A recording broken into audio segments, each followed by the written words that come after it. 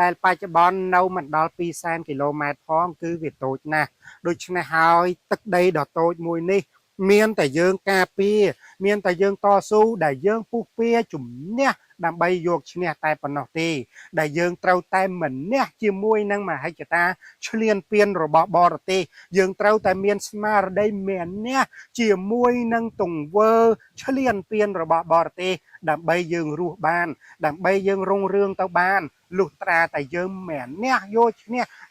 នះនៅសេចក្តីស្លាប់យកឈ្នះនៅការជិះជាន់របស់បរទេសទើបយើងអាចរស់នៅបានបរទេសគេនឹងជួយយើងនៅពេលដែលយើងខ្លាំងបើសិនជាយើងតន់ខ្សោយគេមិនជួយយើងទេ